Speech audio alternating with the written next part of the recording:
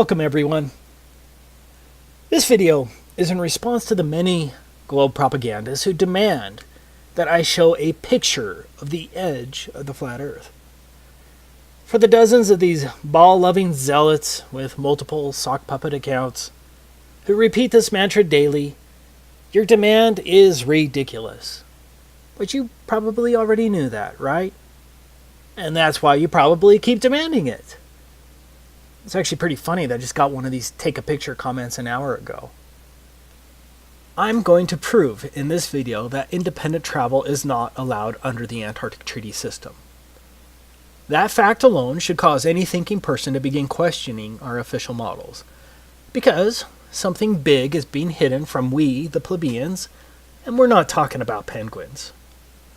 For most flat earthers, based on the information that we can reasonably gather, Antarctica constitutes the outer rim of the known world. In other words, Antarctica is likely the shoreline to all of the world's oceans. Like a ring magnet, north constitutes the center of our flat earth map, and south is every direction away from the northern center. And before I get a dozen comments claiming that such a magnet is impossible, here's a ring magnet shown here. Notice that south is in every direction away from the center north magnetic pole. This is where the 60th south parallel is on a Mercator map. This is the 60th south parallel on a potential flat earth azimuthal equidistant map. It seems that Antarctica constitutes the circular shore of the known world. So, demanding that I take a picture of a possible edge of the earth, if any, requires me to not only travel below the 60th south parallel, represented by this circle, but also to cross the entire breadth of Antarctica. According to official numbers, Antarctica has a diameter of roughly 3,400 miles, and so that means our trek will include a long boat ride for hundreds of miles below the 60th south parallel, plus a minimum 6,800-mile round-trip hike across Antarctica. That's assuming the official model is correct. Maybe we could fly to one of the ceremonial pole areas, but that would still leave at least a 3,400-mile hike. In addition, we wouldn't know for sure whether the plane trip itself was interfering with our results, since the pilot would have to follow a designated path outlined by the Antarctic Treaty system, and who truly knows what direction that is until we get there. In order to be fully confident, we would really need to stick to the ground and have control over our own pathway, where we can control our direct southerly route opposite of the northern magnetic pole. Now, whether Antarctica is a smaller continent next to the outer rim, or whether Antarctica is indeed the shoreline of the known world, I don't know the answer. Flat earthers don't have a government budget to spend $1 billion to hire hundreds of cartographers and fleets of boats and planes to map the entire world. But even if flat earthers had the money, we would still run into the Antarctic problem, which is the point of this video. So, what is the Antarctic problem? It is the fact that independent travel is not allowed below the 60th south parallel in any reasonable manner to make any determination as to whether Antarctica is the shoreline boundary circumscribing the known world, or whether Antarctica is simply a continent a little north of the true but unnamed southerly shoreline of the Earth's oceans. For all we know, Antarctica may be an infinite plain that is uninhabitable at further distances. Again, we don't know. But, as I will describe in this video, I suspect that Antarctica is the shoreline circumscribing the known world due to the unbelievable restrictions placed on travel there. Excluding a couple of questionable claims, the total lack of north-south circumnavigation only proves the same. But if I'm not allowed by our governments to independently travel below the 60th south parallel and then to traverse Antarctica over 6,800 miles, then I cannot take a picture of a theoretical edge, dome, or those other lands beyond the South Pole, whatever the case may be. But you probably don't quite grasp how much area is really being blocked off under the Antarctic Treaty system. Let's look at it from the alleged 60th north parallel, because this will give you an idea of the tremendous area blocked off to independent exploration. This is the area of the 60th north parallels. As you can see, the 60th North parallel includes all of northern Canada, Alaska, much of Russia, including St. Petersburg and other major cities, Finland, Sweden, Norway, Iceland, Greenland. It is huge. Now, why in the world is this much area blocked off at the south? Do you really think it's because of penguins?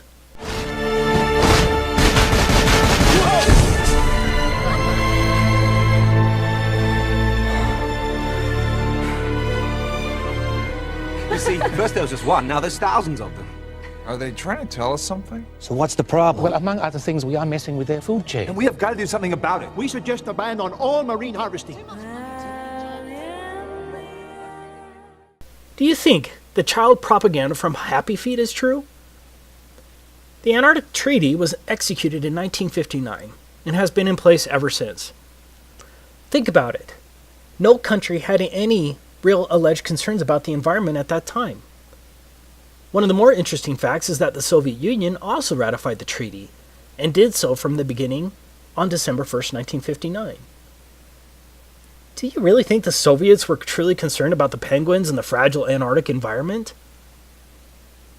In other words, America, the USSR, and the rest of the major countries of the world remained partners in generally closing Antarctica throughout most of the so-called fake space race, the Cuban Missile Crisis of 1962,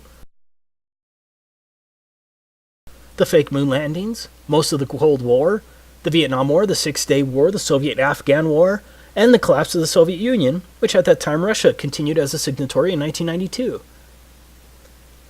That's some peculiar cooperation transcending international conflicts, don't you think?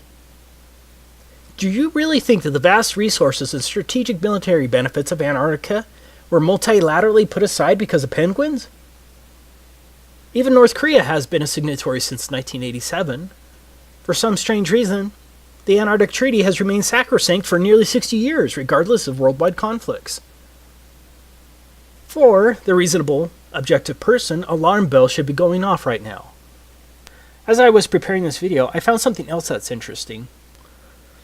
Out of all the flags of all the countries across the Earth, can you guess which one only shows a map of the country as the emblem of the country? You guessed it.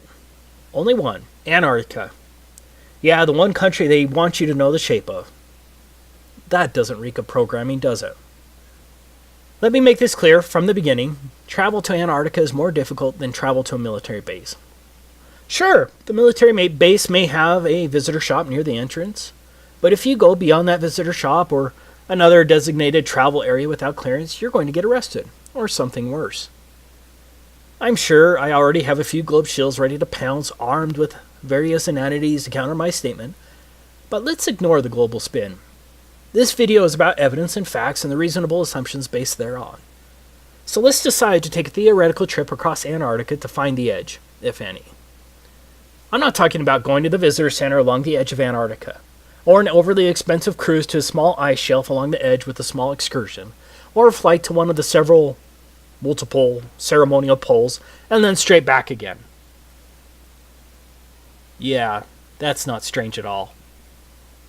I must reiterate, because I will get a dozen comments telling me to take a cruise or that someone's best friend went to Antarctica. I am not talking about a trip to one of the few designated tourist locations of Antarctica. I'm talking about a real trek, pointed directly south across the entire 3,400-mile breadth of Antarctica and back again to determine whether Antarctica circumscribes the known world and to possibly determine whether there's an edge, a dome, or whatever, and then take a picture of it. I'm talking about repeating the trek of Admiral Byrd and discovering that area as big as the United States that has never been seen by a human being on the other side of the South Pole, full of minerals and such just waiting to be explored. But strangely enough, there's left in the world today an area as big as the United States that's never been seen by a human being. And that's beyond the pole on the other side of the South Pole from Middle America.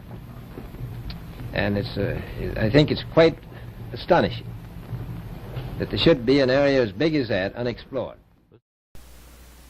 Okay, let's get started with our theoretical trip. So what is required to trek across the entire breadth of Antarctica? Now, I'm in the United States, and so we're going to examine it from the position of a slave of the U.S. But the rules are going to be the same for all 53 signatory countries of the Antarctic Treaty, and everyone else, since these countries all enforce the same provisions. To begin with, we need to understand that anything below the 60th south parallel is referred to as the Antarctic Treaty area. What does that mean? That means I'm generally not allowed within hundreds of miles of Antarctica, from approximately 400 to 900 miles, without obtaining a permit to do so. Now, the U.S. government has recorded that some sailors have seen the mountain ranges of Antarctica at 300 miles distance while sailing. Of course, 300 miles should be impossible on the globe with a curvature drop of 11.4 miles, but the 60th parallel is between 400 and 900 miles away from the shoreline of Antarctica. Even under a flat Earth, that's a lot of lower atmosphere to see through, also referred to as atmospheric extinction factor, and a lot of angular size reduction. Despite the claims of the ignorant globe zealots, you can't see through that much lower atmosphere. In other words, I can't even see Antarctica from the ocean without first obtaining a permit from the U.S. State Department, or whatever department that controls that in your country. Taking a trip to the 60th South Parallel isn't going to accomplish anything, and so we're stuck with getting a government permit. So let's go through the steps to obtaining a permit from the U.S. State Department. This is the handbook of the Antarctic Treaty System. These are the rules that govern all signatories to the treaty. We'll be citing to it regularly as it lays down the rules that govern the Antarctic Treaty beyond the fluff of the treaty language itself. Most importantly, we're going to look at the rules governing non-governmental activities located here, and some of the rules regarding the protection of the environment located here. Now, as a U.S. slave, this is the first form you'll have to submit to get approved to travel to Antarctica. The form itself seems rather innocuous until you understand exactly what is involved in the application process. In summary, Antarctica is treated as a giant natural reserve. Like a military base, all activities and pathways in Antarctica must be approved. This is unlike any other area in the world, except maybe a place like North Korea. So, when I say that no independent travel is allowed below the 60th South Parallel, I'm stating an admitted fact well recorded as international law. The protocol states, as a matter of principle, that all activities are to be planned and conducted on the basis of information sufficient to evaluate their possible impact on the Antarctic environment and its associated ecosystems, and on the value of Antarctica for the conduct of scientific research. Organizers should be aware that the environmental protocol requires that activities shall be modified, suspended, or canceled if they result or threaten to result in impacts upon the Antarctic environment or dependent or associated ecosystems. If you visit Russia, with a Russian visa, for example, are you limited to one particular neighborhood and certain pathways? For those who visit America as a tourist, are you restricted to New York City? Or are you generally allowed to travel around America? No one is just allowed to travel around Antarctica. All of your activities, vehicles, and pathways must be approved, but it gets much worse. Now, how many genuine people watching this video think that the purpose of seeing the edge, the dome, or the extended plain beyond Antarctica would be approved by the U.S. State Department and the other myriad of agencies? Are you ready to litigate the matter when some State Department official arbitrarily says something like, "I think your expedition is frivolous and would be too damaging to the environment, especially in the light of the frivolity of the expedition"? I don't think a court will overturn that decision, especially when treaty law supersedes any rights you may think you have. So, we're going to have to come up with some fake expedition that will somehow get approved. Let's say we're a tree-hugging Luciferian geologist conducting a comprehensive analysis of the global carbon footprint on Antarctica and its flora and fauna. I think that sounds plausible, and so we could hypothetically fake our way in with respect to our purpose, but it will be tricky. Okay, I'm not advocating that anyone break the law. This is all theoretical. That brings us to the next point. Entire swaths of land are entirely off limits to all travel. These are called specially protected areas. It's pretty much guaranteed that no one is going to get a permit to go through a specially protected area. If my math is right, that's 1,373 square miles that are allegedly specially protected areas. You can see the maps on the websites, but I don't have time to plot all of them. Now, I agree that's not huge in comparison to the total alleged area of Antarctica. But I believe there's a distinct possibility that those swaths of land could be coordinated in such a way as to prevent me from going through Antarctica easily. So, right from the beginning, my route may be extra hard, especially if mountain pathways are blocked and the areas are much larger than claimed due to likely globe distance shenanigans. But let's go ahead and assume we can navigate around those prohibited, specially protected areas. Next, no motorized equipment is allowed at all for non-governmental personnel. Page 308 states, do not use aircraft, vessels, small boats, or other means of transport in ways that disturb wildlife either at sea or on land. That seems kind of hard and very subjective, doesn't it? Antarctica itself is supposed to have a diameter of 3,400 miles. That means no motorized equipment for at least a 6,800 mile round trip? That sounds pretty damn impossible, right? Especially if Antarctica is much bigger than what is claimed. What about sled dogs? Surely they'll be allowed. What's that? Sled dogs aren't even allowed? Okay, so our trip is now limited to a very long hike in insanely harsh conditions over an extreme rise of elevation. On a side note, Antarctica has the highest average elevation of any alleged continent, but I'm sure that's just coincidence, right? But getting back to our insane trip, we not only have to walk at least 6,800 miles, mostly depending on when we need to turn around, we must also tread extremely lightly as walking on plants in Antarctica is prohibited. I can't damage plants or frighten wildlife on a 6,800 mile journey in a wilderness? I wonder if the Lewis and Clark expedition was limited by such requirements. Good luck traversing 6,800 miles on foot without damaging plants or frightening wildlife with no motorized equipment. I'm not saying that we couldn't figure out a way to get around these big issues, or maybe we could just, theoretically ignore the issues once we get there, but again, I'm not advocating that anyone break the law. I'm saying that these are listed enforcement rules under the Antarctic Treaty system. And so think of how easy it would be for one of the many international bureaucrats reviewing our application to deny a permit to trek across Antarctica based on this one plausible excuse. Sorry, you're going to end up walking on plants and scaring birds at least one time during your 6,800 mile journey, and the Antarctic Treaty system prohibits such activities. Application denied. For argument's sake, let's just assume we're going to figure out a way to get around that. Don't ask me how. The next issue is, how are we going to carry all that food and fuel for heat? And don't think that the Antarctic Treaty system isn't concerned with how we store our fuel. The United States itself is roughly 2,500 miles across.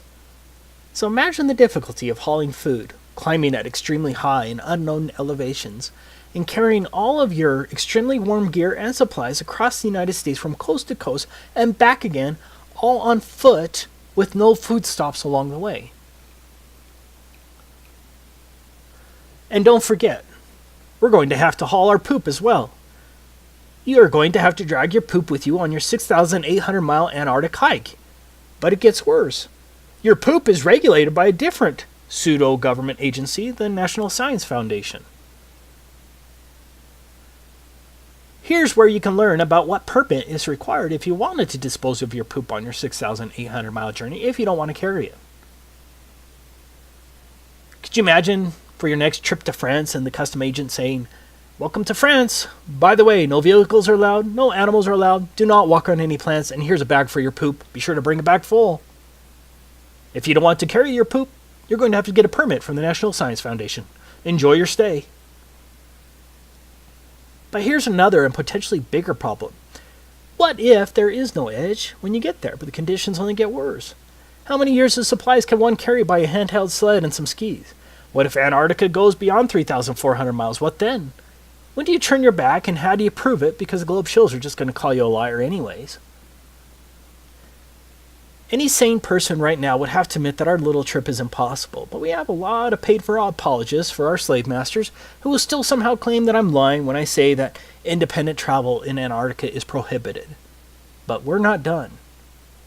Going back to our form DS-4131, in addition to disclosure to other parties to the treaty, the information provided may be shared with the U.S. Environmental Protection Agency to ensure compliance with 40 CFR Part 8 Environmental Impact Assessment of Non-Governmental Activities in Antarctica, as well as with other relevant U.S. agencies.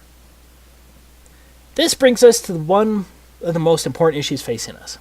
What is an environmental impact assessment? No country, even North Korea, would ever require an environmental assessment before traveling across their country. It's insane. Here's the definition of an environmental impacts assessment in the U.S. Code of Federal Regulations. Environmental impact assessment means the environmental review process required by the provisions of this part and by Annex 1 of the Protocol, and includes preparation by the operator and U.S. government review of an environmental document and public access to and circulation of environmental documents to other parties and the Committee on Environmental Protection as required by Annex 1 of the Protocol. Well, let's see what the Committee for Environmental Protection says.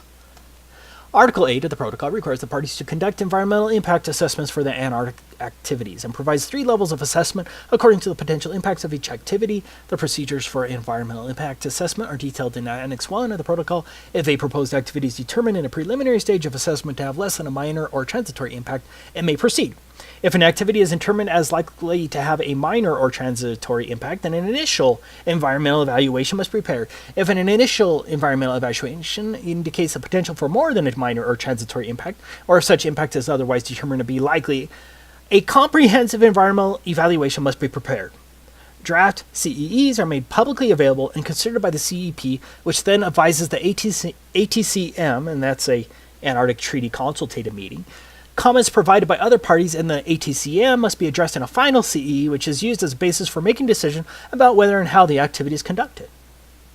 Same law as here. It is the comprehensive environmental evaluation that's going to kill our expedition.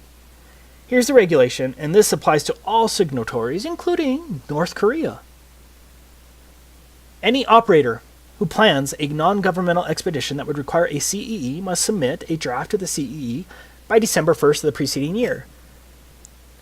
Within 15 days of receipt of the draft CEE, EPA will send it to the Department of State, which will circulate it to all parties to the protocol, and forward it to the Committee for Environmental Protection established by the protocol, and publish notice of receipt of the CEE and request for comments on the CEE in the Federal Register, and will provide copies to any person upon request. The EPA will accept public comments on the CEE for a period of 90 days following notice in the Federal Register. The EPA, in consultation with other interested federal agencies, will evaluate the CEE to determine if the CEE meets the requirements under Article 8, Annex 1 to the Protocol, and the provisions of this part, and will transmit its comments to the operator within 120 days following publication in the Federal Register of the notice of availability of the CEE. So, now, I'm sure most of you probably just went brain dead when I read that, so let me explain it. First, our CEE, that's our Comprehensive Environmental Evaluation, must pass the EPA's initial review. Not an easy task. Next, the Department of State, along with its Office of Ocean and Polar Affairs Bureau of Oceans, Environment, and Science, must review it. Next, it will be sent to all parties. That's 100 countries, by the way. Next, your assessment must be approved by an international bureaucracy called the Committee for Environmental Protection. After their highly unlikely approval, the EPA will then publish it in the United States Federal Register. Now, why would they do that? Because any supposed private tree-hugging group can now sue to stop you from going there. Once that is done, assuming you haven't been sued, then the EPA, along with all of the other interested federal agency, whatever the hell that means, evaluates it again. Do you realize the amount of legal work this would entail?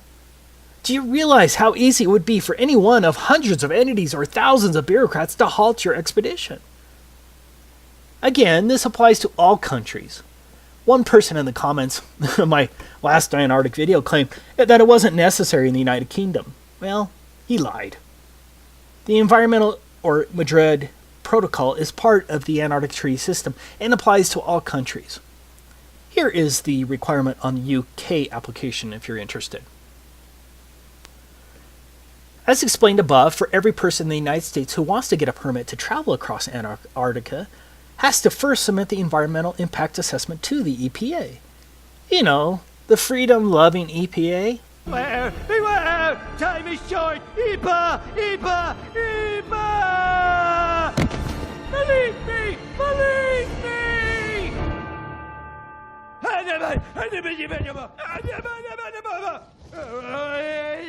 Thanks for listening. Lost them, sir. Well, then you find them, and you get them back in the dome. And to make sure nobody else gets out, I want roving death squads around the perimeter 24/7. Do you know what the environmental impact statement costs? This is very similar. A typical environmental impact statement costs from $250,000 to $2 million. And those are a lot easier than this comprehensive environmental analysis required under the Antarctic Treaty. For us, the biggest problem is that you would have to incur the expense of the environmental impact assessment before you know if you're denied, due to whatever arbitrary claim a bureaucrat can think of.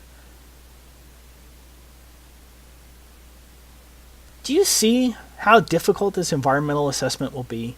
How would one know the environmental impact on an area which you've never been to, and very little information would be available? With a normal environmental assessment, you'd be able to send an engineering firm to the location to make the assessment with attorneys who would draft the statement. In this case, you can't send an engineering firm all the way to Antarctica, and so you have to hire Antarctic experts who have been to the same places you're planning on walking through. And how many of those do you think there are? I say that we can safely assume that the price of getting an environmental impact assessment approved by the EPA and the international agency would cost millions, assuming no supposed private group sues you once it's published in the Federal Register. Do you have more than $2 million to spend for an environmental impact assessment? And then, what if the EPA or the Committee for Environmental Protection or one of the other agencies says no? Maybe that not enough information was provided. Are you ready to spend another $2 million to fight that in court? But you still have to have your purpose approved. Do you see the problem there? You would likely spend millions on getting the environmental impact statement, only later to have some official at the International Committee for Environmental Protection reject your purpose in Antarctica. You would truly gamble millions in this silly endeavor.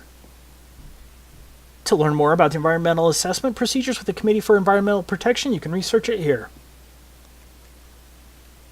See also. Let's get to the final issue we're going to run into. 7 countries claim territorial rights to various parts of Antarctica. Argentina, Australia, Chile, France, New Zealand, Norway, and the United Kingdom all maintain territorial claims in Antarctica. I did find it interesting that the USSR never claimed territorial rights to Antarctica. Yeah. I'm willing to bet that my trip across Antarctica is going to need other permits from other countries based only on territorial claims. Getting more permits or visas from other countries who have alleged territory in Antarctica? Yeah, that shouldn't add too much to our already strained budget. Now, just for the propagandist who's going to claim that's not true, I quote, "The Antarctic Treaty puts aside the potential for conflict over sovereignty for providing that nothing that occurs while the treaty is enforced will enhance or diminish territorial claims." Meaning, the territorial claims trump. So, the next dumb shill who demands that you take a picture of the edge or that anyone can go to Antarctica and see for themselves that it's a continent, be sure to point out what a damn idiot they are, and then share this video because everything in here is fact that anyone can look up, and I'll try to have all the links in the description. Of course, the lying minions from the Ministry of Truth will spin and call you names, but at least the rest of the world will see the liars for who they truly are. This is Taboo Conspiracy, signing off. In case I don't see ya, good afternoon, good evening, and good night. Yeah.